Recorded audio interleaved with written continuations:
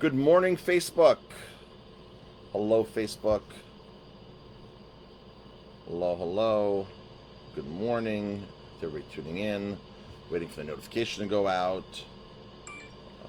And there it is. Let's see if we have sound. Sound check. Sound check is there. Beautiful. Just answering a message. Where is that? All right. So it is 7:45. A little later than I wanted to get online this morning. I've been in the office doing some work, writing an email. Writing copy for email, content for email, is probably one of the most difficult jobs that I do when it comes to marketing. It's so much easier to write a Facebook post or an Instagram post and take a picture and do it.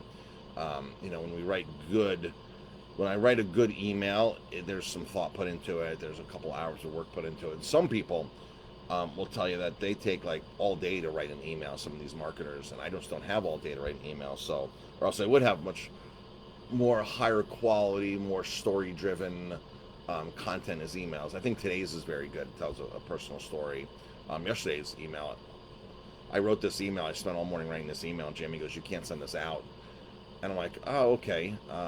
We won't send it out then. I've written stuff before we haven't sent out." And then she's like, "No, maybe we should send it out." I'm like, "It's up to you if you want to send it out or not." So we sent it out, and we got a ton of response yesterday, just explaining how a lot of people are just needy lately and miserable um, and demanding coming into restaurants, and that they just go to Yelp and Google and just bash after they lie to your face and tell you how great everything is. There's just a lot of really just mean people out there, and people that don't tip. Um, a person in last night that barely tipped on a $130 bill because I guess the cowboy steak, I don't know if it took too long, but cowboy steaks take long to cook. People just expect things, and it's hot outside. People are miserable. I understand that, but whatever. So it takes a while sometimes to write emails and do that. So good morning, Albie. Good morning, everybody else tuning in. The restaurant industry is facing a lot of challenges. I was just reading right now that check this out. Okay. Peek into the restaurant industry. Beef prices are up 47%. Chicken is 40% up. Chicken wings are 100% up, more than 100%, like 200% up. Shrimp went up 25%. Pork is up 51%. Cod is up 30%. Credit card fees are up. I mean, across the board, prices are drastically changing. And believe me, with all the unemployment money and everything, it's hard to get staff. I mean, we're paying more than ever, but we're paying wages right now that are like, wow. I mean, you think about it, they're not much. But for the restaurant industry, it's such a tight margin. It's such a really tight margin that all this adds up. So, sorry, my VA is messaging me. I have to send him. I'm trying to help him. Let him know I'll help him soon. He's updating the Ellenville Wawarsing What to Do site.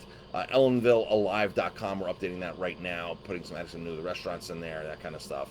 So that'll be up and going.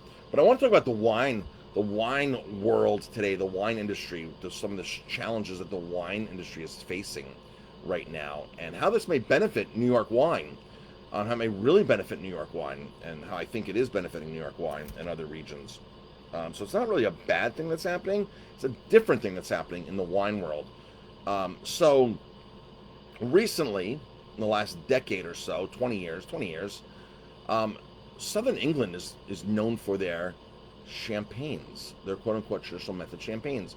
Southern England, any good wine connoisseur will tell you that Southern England is the new Champagne frontier in Europe, the new Champagne region. Now, Champagne, France, Champagne's an actual region in France that makes sparkling wine. They make only sparkling wine there of three grapes: Pinot Noir, Chardonnay, and Pinot Meunier. So they're white and red grapes that make white wine, white sparkling wine. Sometimes it makes rosé, based upon skin contact on the press. That's going to be another Facebook Live I'm going to do here really soon, because a lot of people don't understand what makes rosé, because it would be red wine, but you can also kind of make white wine-ish out of that too, because, well, I'm going to talk about that in another episode, another Facebook Live here. So what's happening in the wine world is that there's climate change happening, and climate change is disrupting, and it takes the smallest amount of temperature change, like literally like a 1 to 2 degree average. Which, if you really study climate change, like 3 4 degrees is havoc on areas. So just extended summers, warmer summers, not even really just overall averages of the year, but just when it's happening, how long it's happening for. These are affecting the way these regions in Italy, Spain, France especially, are dealing with the grapes they've been growing for 500 years. See, 500 years ago, you didn't know, couldn't predict climate, you couldn't predict all these kinds of things. So they just knew after several generations of what grapes grew best. The problem with New York is we've only been in business, folks, in the wine industry for 50 years. That's nothing compared to 500 years to the oldest winery in North America, which is in the Guadalupe Valley in Baja, Mexico. 1597.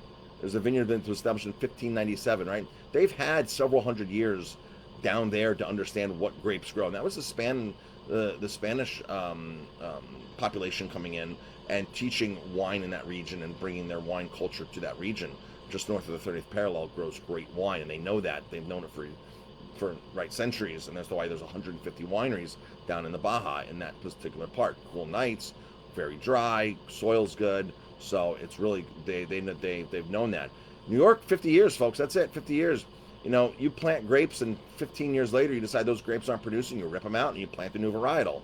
Then 15 years later, you realize those aren't producing. You rip them out, and you plant a new varietal.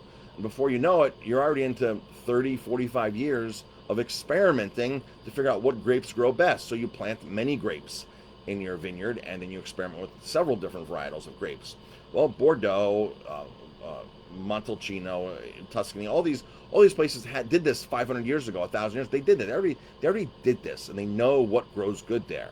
But now they're finding out the grapes that they've been growing for 500 years aren't quite performing as what they used to perform. So this is why southern England is known for their champagnes now. A little bit of climate change, a little warmer here and there. They're growing great traditional method, making traditional method sparklers. Bordeaux, France, one of the very strictest wine regions in the world, most prestigious wine regions in the world. That and Champagne probably are the two, and Burgundy probably three of the most prestigious Champagne regions. Bordeaux announced last year, maybe 2 years ago, that they are now allowing, I think there's about 5 or 6 Portuguese grapes to be grown in Bordeaux and blended into Bordeaux wines. So traditional Bordeaux blends, which are Malbec, Cab Franc, Cabernet Sauvignon, Merlot, and there's one more grape in there. Help me out if somebody knows. There's traditionally 5 grapes there. So if you're drinking Saint-Emilion from Bordeaux, you're drinking 100% Merlot. If you're drinking, certain regions and certain pockets there are known for, they figured out what grapes grow best there. So, but now they're figuring out that their wines might be compromised and suffering those grapes. So they've actually approved up to a half a dozen Portuguese grapes that grow, in warmer temperatures, to be grown and blended in up to, I think, up to 10% of Bordeaux wines now can have these other grape varietals in them.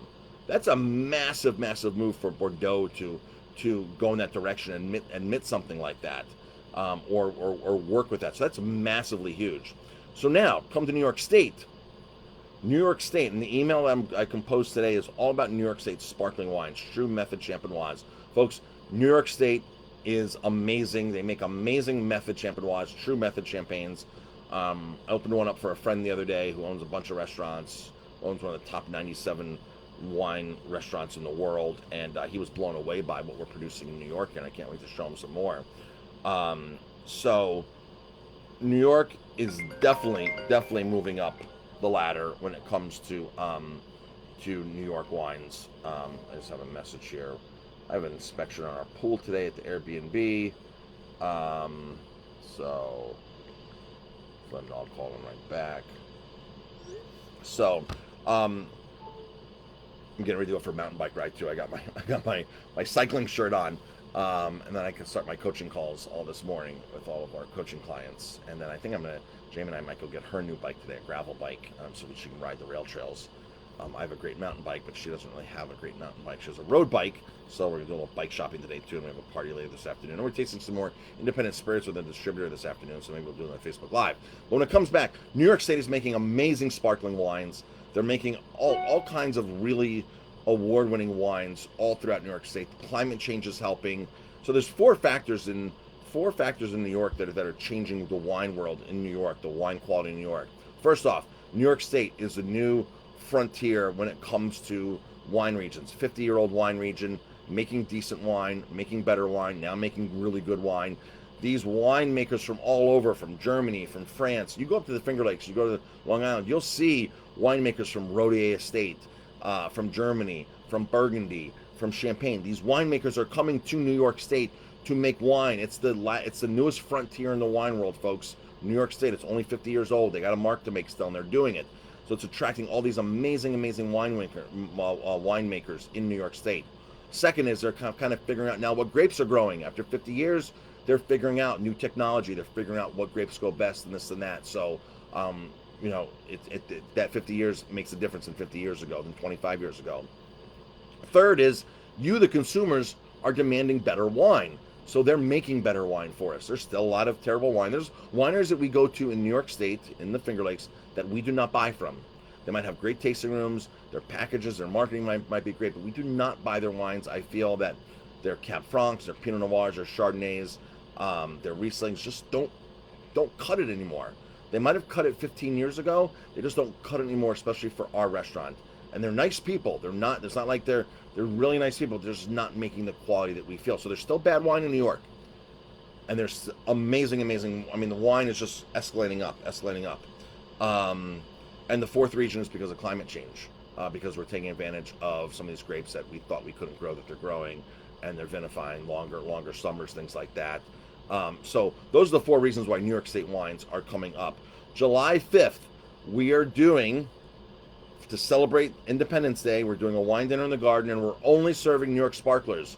4 New York champagnes. I'm shucking oysters out there, and we're doing seared scallops. It's going to be an amazing dinner. It's $49 a person.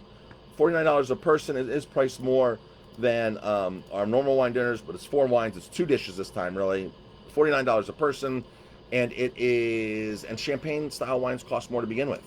But New York champagnes, quote unquote champagnes, champagne's trademarked, so we gotta say quote unquote champagne, or style champagnes, or traditional method champagne, or method champenoise are the other terms we can use. We can't legally use the word champagne because their attorneys will come after any vineyard in the U.S. that puts champagne on their bottle. So you see traditional method or method champenoise, where the magic happens in the bottle, all the yeast, the magic happens in the bottle.